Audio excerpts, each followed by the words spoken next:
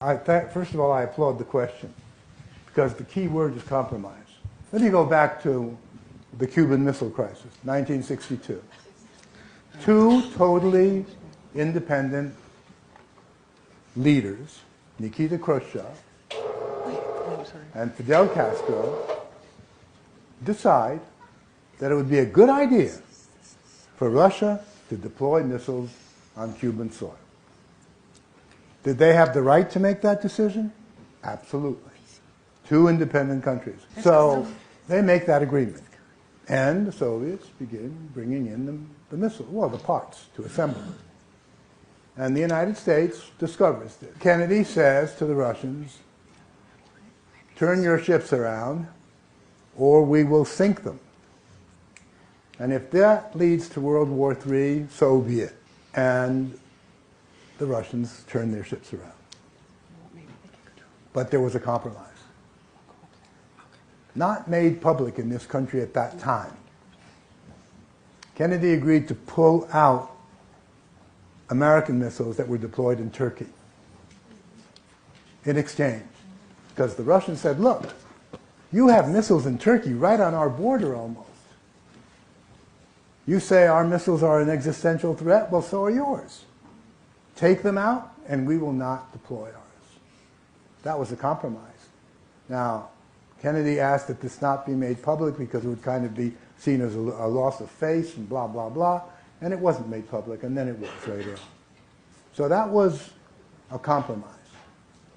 And it helped avoid World War III. The Russian leadership sees NATO as an existential threat.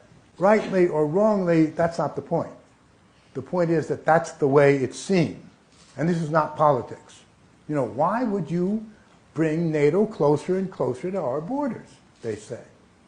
In Latvia, it's on the border. In Estonia, it's on the border. Now, Ukraine is moving westward. It's a complicated issue. The United States has played a certain role in this. That's not the point. It's moving westward. If it ultimately goes into the Western fold, or whatever you want to call it, then it's logical to surmise that Ukraine will join the European Union and will become a NATO member. Now, Ukraine has a border with Russia. Not only that, but Crimea, which was traditionally Russian, Sevastopol was always the base of the Navy, the Russian Navy, naval fleet of the Black Sea.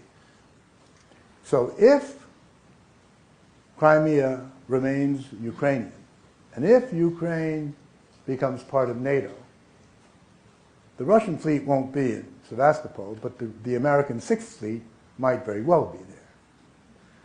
And NATO will be on Russia's southwest border. And the Russians see this as an existential danger. And they say, we will not permit it. Now, does that correspond to international law? No, it doesn't. But when you talk about existential threat, you say, I don't care about international law, as in the Cuban Missile Crisis. You say, no, we don't give a damn how you feel.